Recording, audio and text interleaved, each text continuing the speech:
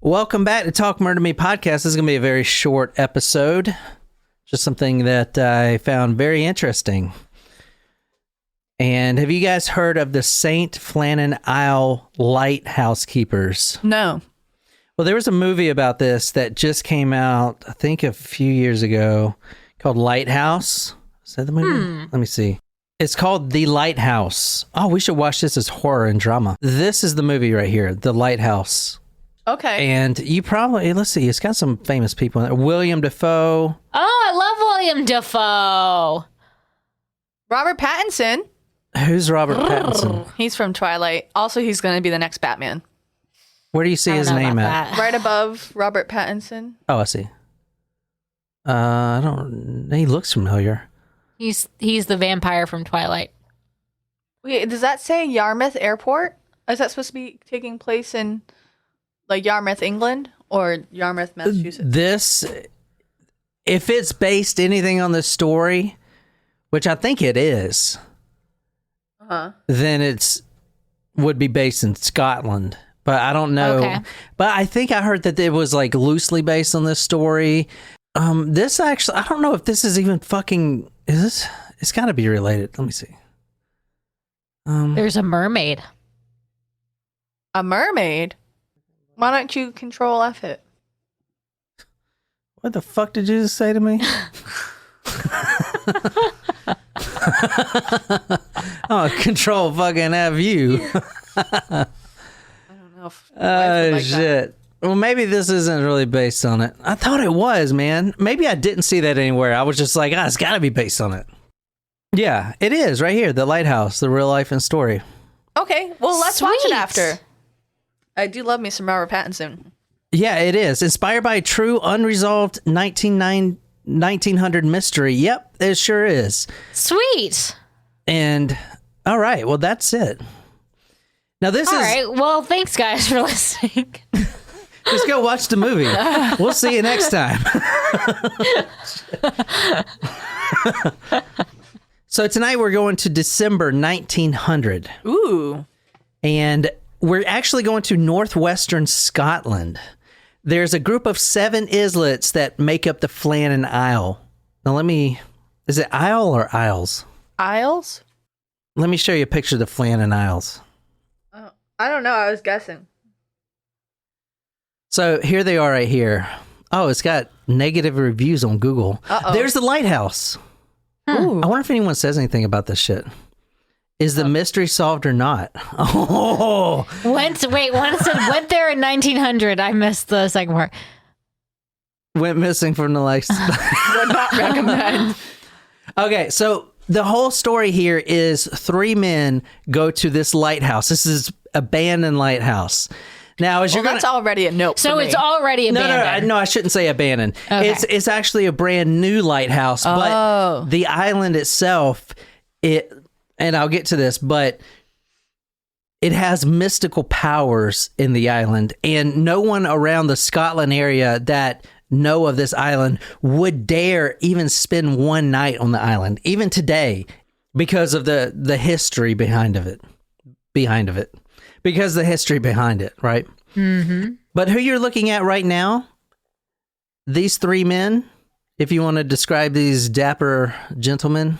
All Oh mustached. my gosh.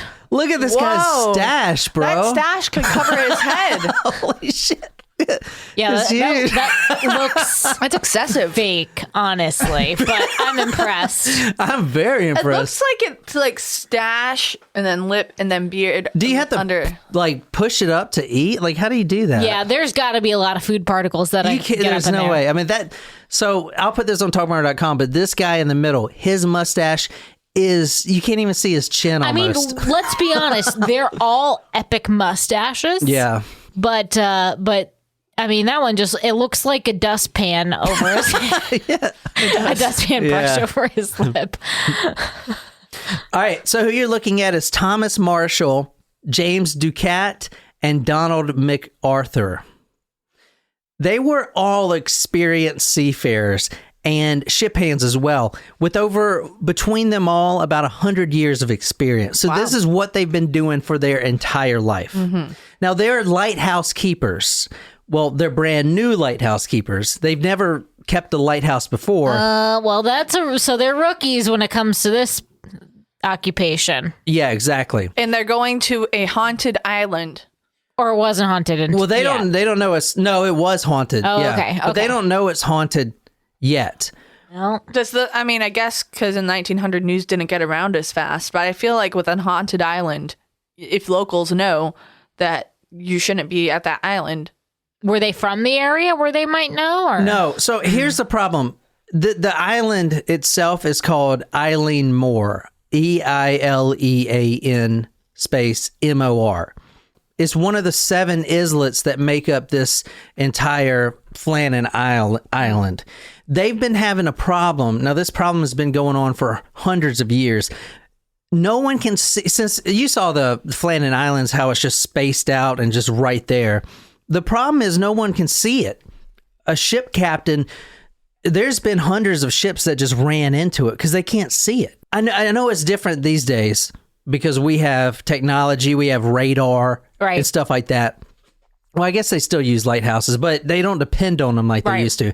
Right. When you have a ship that's nothing but wood and you're out there in the sea, I'm talking about the middle of the ocean where there's nothing for hundreds of miles in either direction, and you're relying on one light on the ship to just scan 360 degrees, you may miss it. You may not know where you're at on the map exactly because everything around you is the exact same. It's just water. Mm-hmm.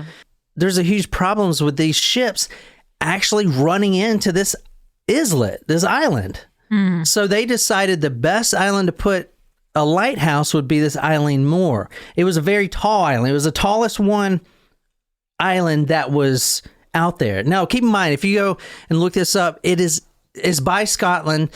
It is closest to Scotland, but it is still way out there in the ocean. Mm. Okay?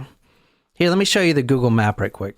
It's funny that we're doing a lighthouse story because I was almost going to carve a lighthouse pumpkin. Really? Yes, I was. But then I was like, no. What do you mean you were going to carve a lighthouse pumpkin? I was going to carve a lighthouse into a pumpkin when we were carving pumpkins earlier. Jen, you can barely make a smiley face in yours.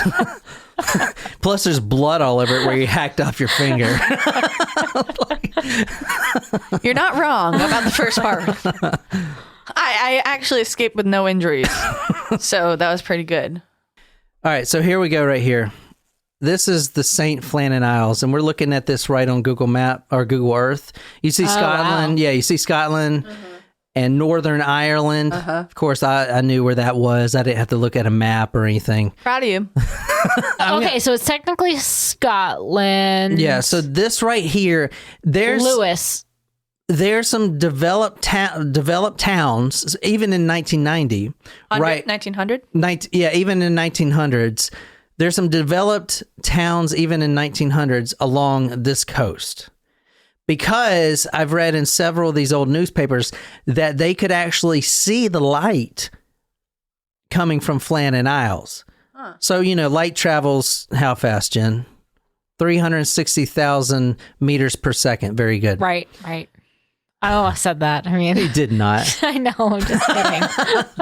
So, I'm not even gonna say that I attempted to try because.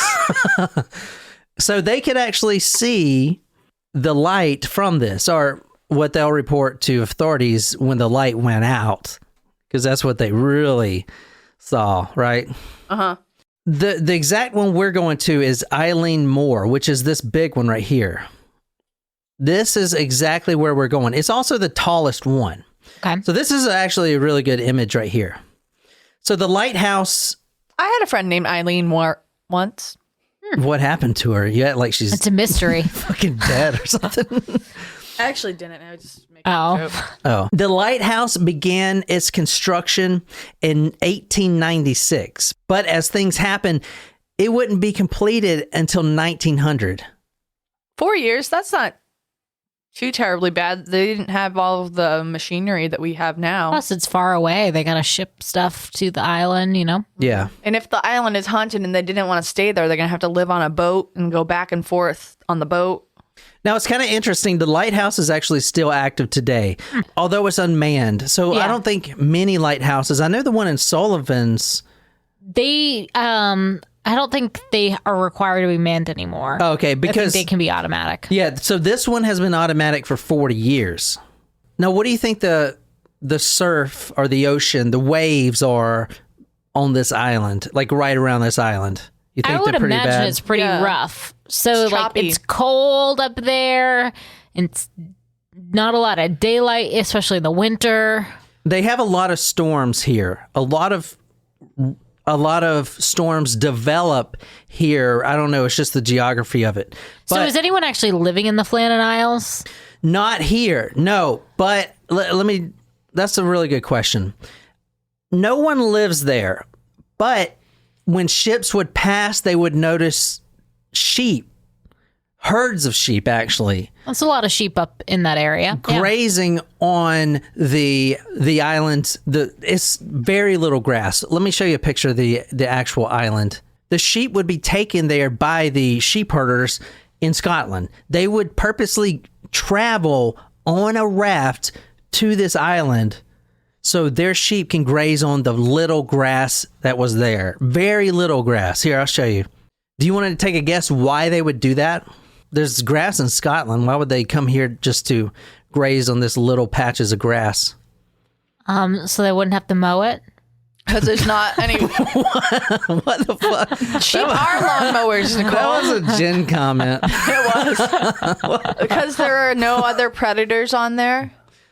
That's a good wait, did you guys switch?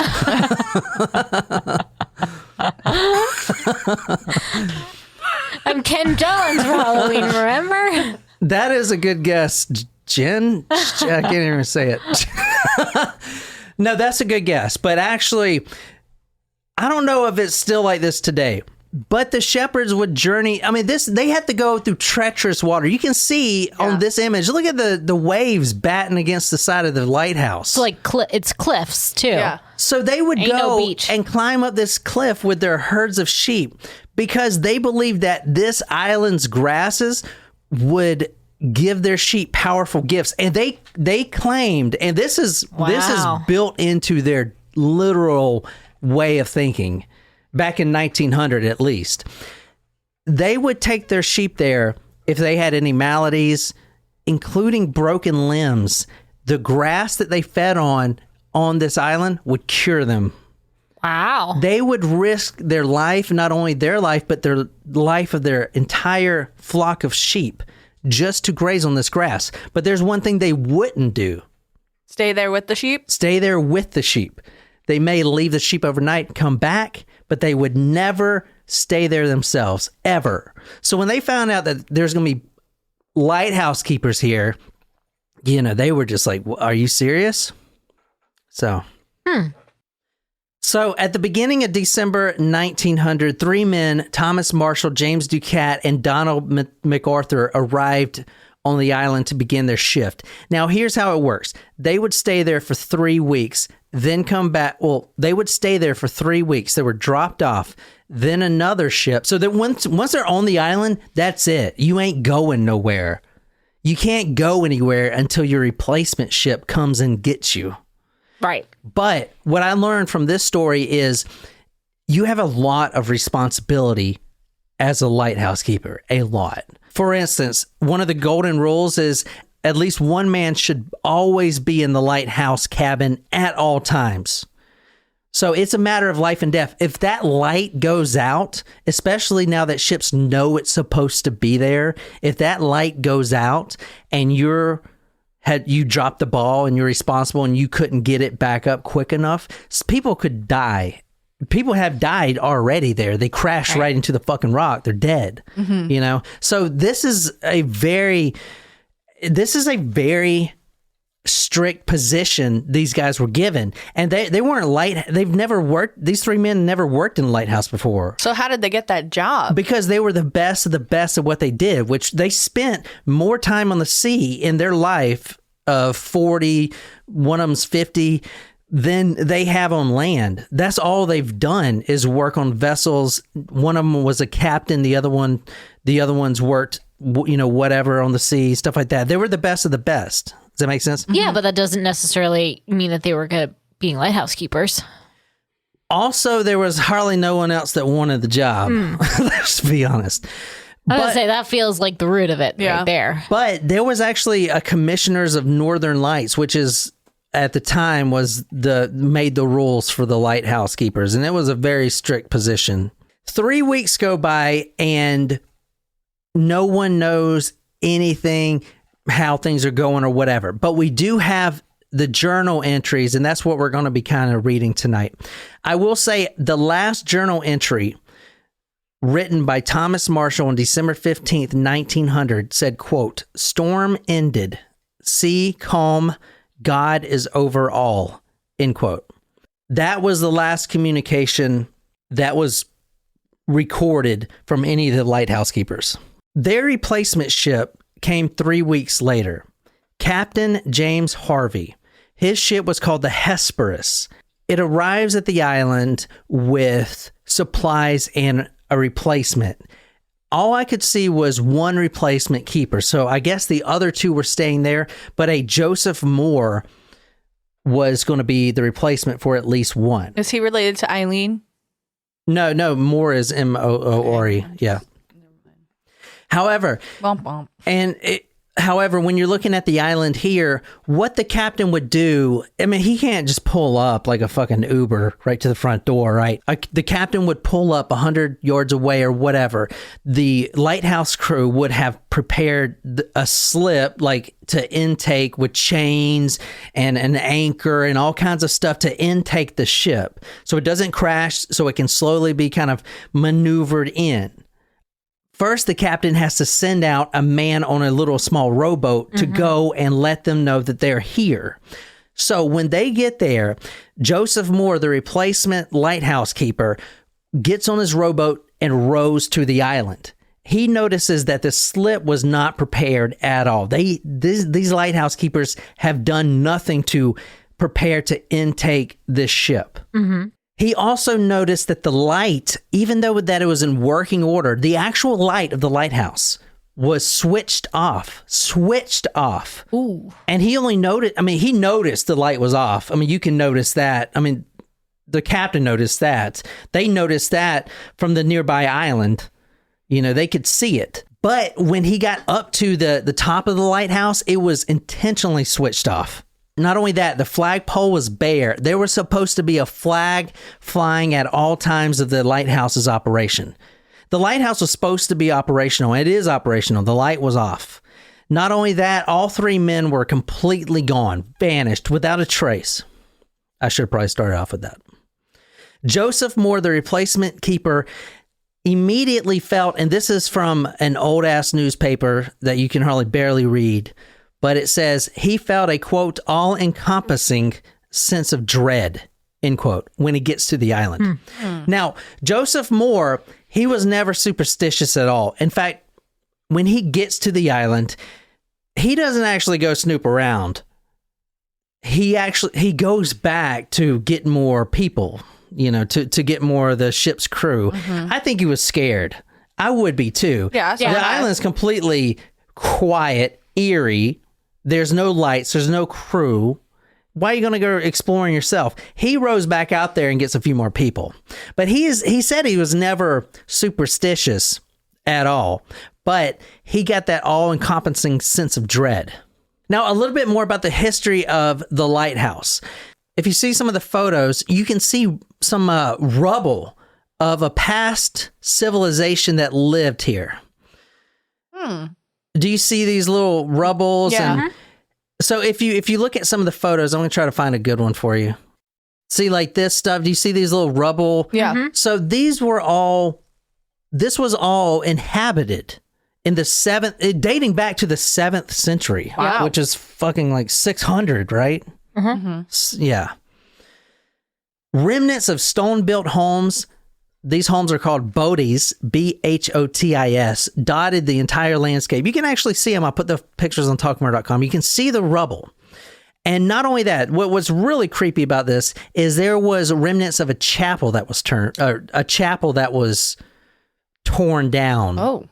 And it seemed no one knows anything about the people that were there prior. They just know that there were people there, but it seemed like they left in a hurry. That's what the kind of belief is with that. This is the chapel right here. That's fucking creepy, dude. It's like the only thing that's still looks like a structure. Once the crew gets on the island, they form a small search crew and they scour this island. They're looking for these missing people. Now, these small details are extremely important and they're well documented. Every door of the lighthouse and the crew's cabin was shut tightly. So if you go back and look at, remember how this looked? Yeah. You have a protective barrier that goes around the lighthouse. Now, this wasn't built, in 1950. This was here. All this stuff was here. These are rocks, a rock wall. So if you go up in here into the lighthouse itself, you have the crew's cabin, the lighthouse keeper's cabin. Every door was shut tightly except the kitchen. The kitchen door was the only one in the lighthouse that was open. There was food on the kitchen table, and it looked like it was prepared but never eaten. So there's food on and this is very important. Was the food rotten or was it?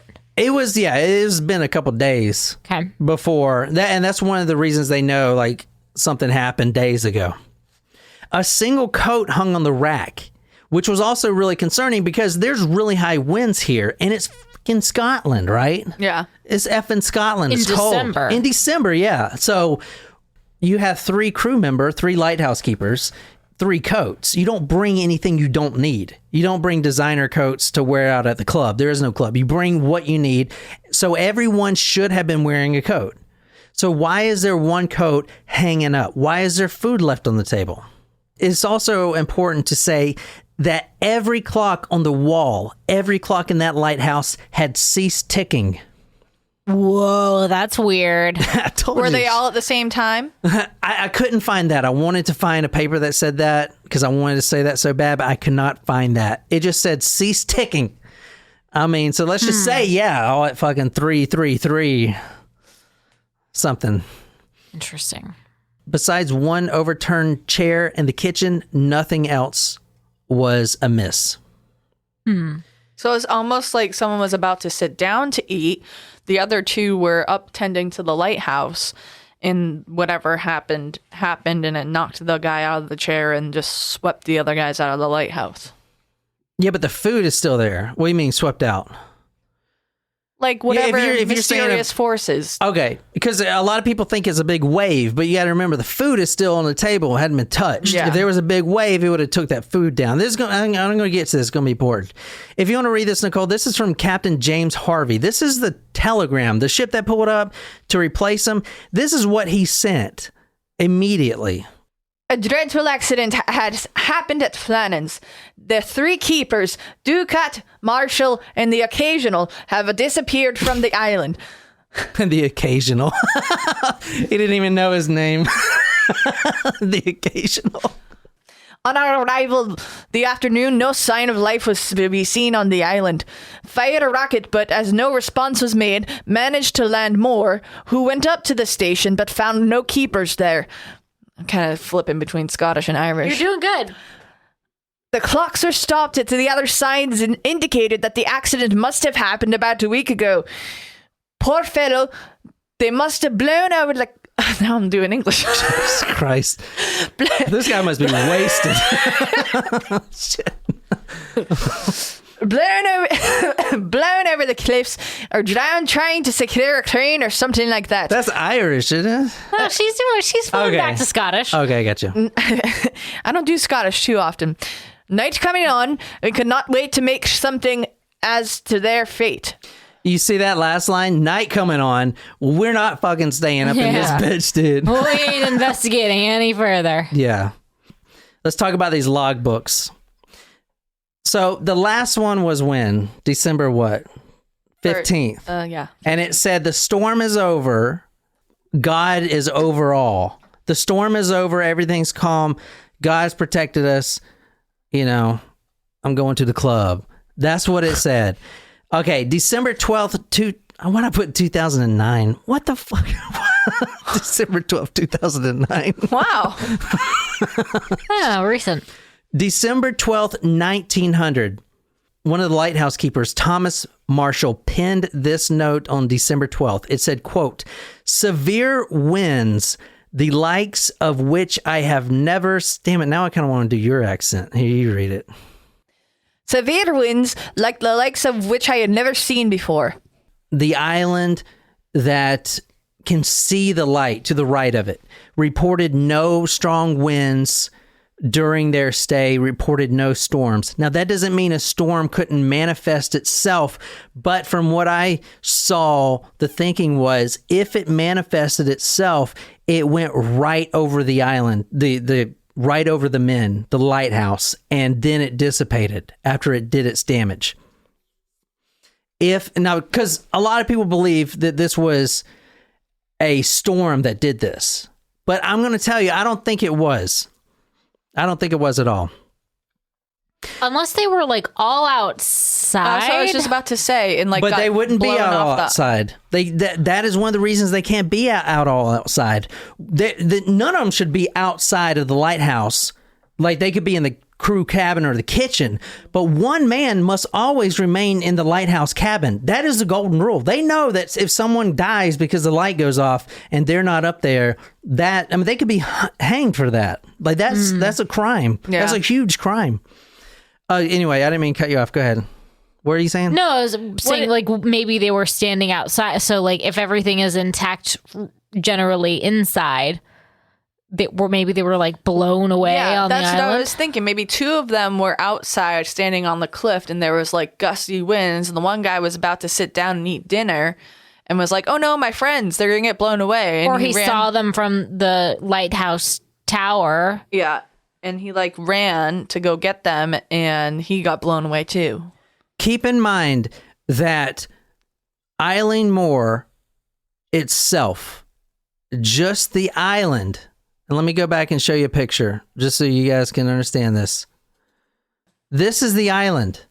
Do you see how tall?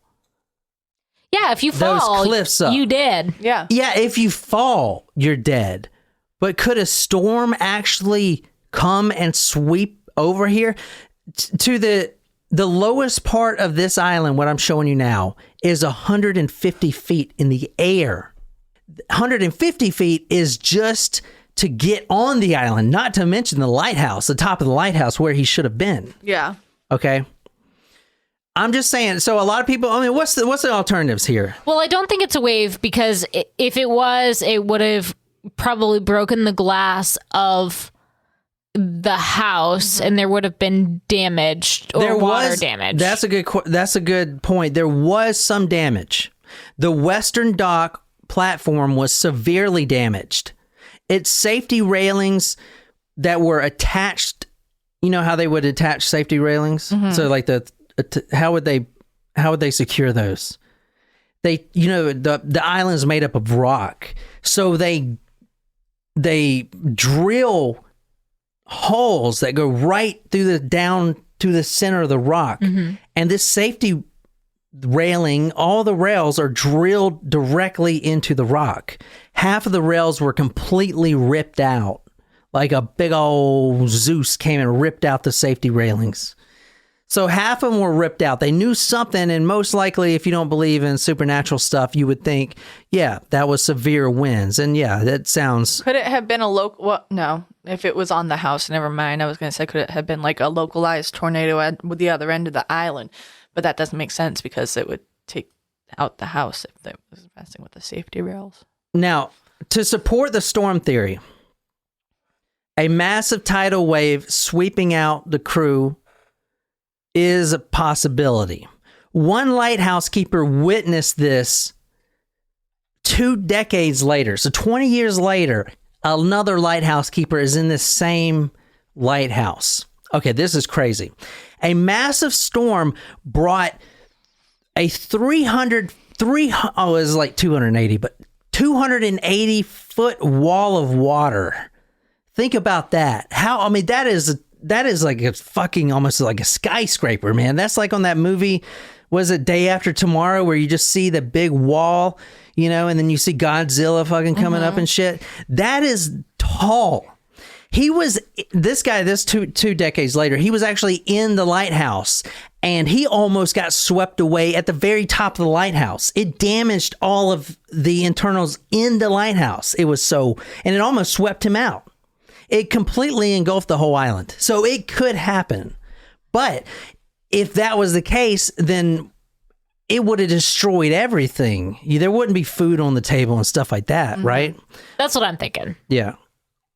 The pressure of the water is too great. Now, this is from Robert Moorhead. Get it out, Moorhead. We weren't going there, John. This is from his official report. He believes that it was a wave. I'm of the opinion that the most likely explanation of this disappearance of the men is that they had all gone down on the afternoon of Saturday, 15 December, to the proximity of the West Landing to secure the box with the mooring ropes, etc., and that an unexpectedly large roller had come up the island and a large body of water had gone up higher than where they were coming and coming down upon them had swept them up away with resistless force. I like that word roller. I'm going to start using that when I'm at the beach. Yo, look at that roller. They see me rolling. They hate it.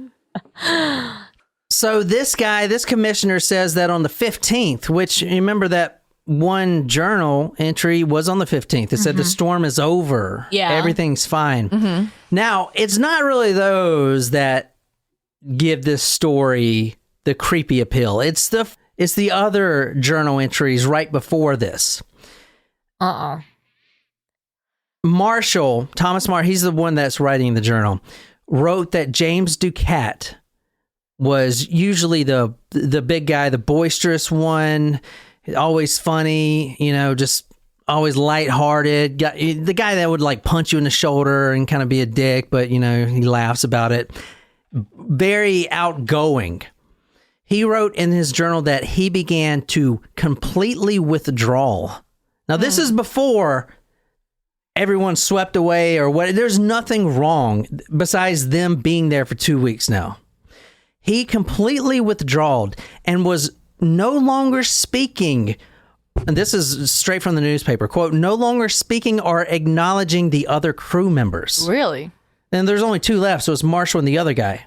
This guy is, you would talk to him and it's like he wasn't even there. He would just, you know, just not be and there. And this is in the guy's journal, in the journal? Yeah, this is in the journals. What if he murdered two of them and then jumped off the cliff? Well, so that's one of the big theories. I think that's where that movie may go to. I don't know. I haven't seen the movie. Marshall described an unusual low morale of his crew, and that Donald MacArthur, which he was the gruff one, considered the gruffest of the bunch, the one that the one that had the mustache. They all had the mustache. No, but the big mustache. Donald MacArthur, the one that this is nothing for me. And keep in mind, these guys each have been out on the sea for 40 fucking years. They were born right on the poop deck. Yeah, they came right out on the poop deck, and they just want to say poop deck. Donald MacArthur, considered the gruffest, sat in the corner sobbing for days. Oh boy. So all right. Oh dear. Stir crazy. Thomas Marshall. I mean, it could be seasonal depression. Yeah. You know, they're all up in the north. Yeah. It's dark, not a lot of daylight. For 2 weeks? No. Yeah. Why Possible. not? They had plenty of food. And Thomas Marshall, luckily he wrote all this down in his journal. Like I said, James Ducat began completely withdrawing and not speaking to anyone, and it looked like he wasn't even there anymore. The gruffest of the bunch, Donald MacArthur, for days, did nothing but sit in the corner sobbing. So obviously no one's in the fucking lighthouse doing their goddamn duty. Everyone's crying and shit. You know? All right. That's fucking creepy. Logbook entry, December 15th. He wrote that all three men got together and prayed. Now, this is right before he wrote the God is over all. Right before that, all three men got together and prayed together, and that morale, quote, morale was now at a severely low point. The last words penned by Marshall stated, quote, storm ended, sea calm, God is over all, end quote. I wonder if that was a metaphor for like him killing the two people, like the storm over of them being like low morale, storm over, sea calm is like, okay, I'm at peace with my decision, and then God is over all. No passing ships, because there were ships that used the lighthouse. And I mean, there's pretty heavy traffic. I mean, you know, ships go, it's not like freaking Amazon's delivering their shit, but it's, you know, a ship every other day or whatever. None of the ships reported any heavy storms in any of the areas that they went through at all. No storm at all. So especially of one of such a serious nature. So even the storm that they were referring to in the journal may not have actually happened. Exactly. Oh, yeah, exactly. And that brings me to my next point, because one of the prominent theories, and this goes into the psychology, is that the storm was actually a product of low morale, isolation, dread, and impending doom. The storm, it was a storm. It was brutal, but it was in your head. Yeah. Type of shit. Like hallucination. That's fucking crazy. There's another theory that madness set over one of the men and murdered everyone, then jumped off, like Jen said. So, and that's about all the theories. This is a cool little newspaper here. I pulled a lot of it from this. I don't know what is from the 1900s. I don't know what paper. I have to go back and look at my notes. But what do you guys think? What do you guys think? You think it was just a storm? No, I don't know. Whatever it is, it's spooky. So a lot of people think that the ghost of Saint Flannan didn't want the lighthouse there, and that interrupted, you know, his spirits or whatever the fuck. And if you believe that stuff, there is, I mean, but it is documented that sheep herders would not stay the night there at all, but they would risk their life to go have their sheeps graze there. Like that little stuff is what really gets it, man. Yeah. And the rubble of the church and stuff like that.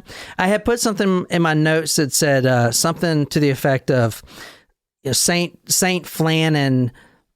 Damn it, what'd I say? It was so good. Fuck. It was something about him still being there. God damn it. I wish I fucking had that shit. Anyway, what do you guys think? Spooky. Yeah. That was a great Halloween story. Yeah. Yeah, it is Halloween here, and we're about to get some trick-or-treaters. Yep. Life-size candy bars at our house. Come King and get size. them. Oh, life-size. Which life-size. Holy fuck. Could you imagine? That means next year we all have to dress up as candy bars, like the Hershey, like you know, the Hershey mascot. You know what really pisses me off is this fucking fun size. Every time I get one that says fun size, I'm like, this isn't fucking fun. This should be called mean size. Oh my gosh. But anyway. Is it just me, or does the fun size candy taste different? What? Oh, I don't know. Like, I just feel like it just has a little bit of a different... I don't know. Maybe. Which one in particular? Reese's. I don't know. I don't know. I bet you there's someone out there that agrees with you, and someone's going to be able to tell us what it is. Maybe. But that's the story. I hope you guys liked it. Kind of short. I mean... That's very good. Besides the creepy newspapers. And I want to... I guess we'll go watch the movie. Yeah. If you guys want or whatever. I do. I guess it follows it. Said it did. We'll find out. I don't know. I didn't research the movie. I know it's got William Dafoe in it. And he needs to redeem himself for that Van Gogh movie he made. He also... William Dafoe, didn't he play the Green Goblin in the Spider-Man movies? He did. Yep. I like... yeah, he's a good actor. Anyway, that's all I got. This is Talk Murder Me podcast, a little different. Murder. I don't know. What do you think? Go to talkmurder.com. Tell me, was it murder? Was it the ghost of St. Flannan? Was it... Were they just all fucking drunk? I mean, you heard Jen talking, doing the journal entries. They were obviously fucking wasted. Or maybe it's just me who can't read. But anyway, that's Talk Murder Me podcast. We'll see you next time. Be sure to subscribe. We put out episodes Tuesdays, Thursdays, and Fridays now. We're trying to hit old 300 before December 31st. So if that's all, my name is John. And until next time, good night, you lovely, lovely people.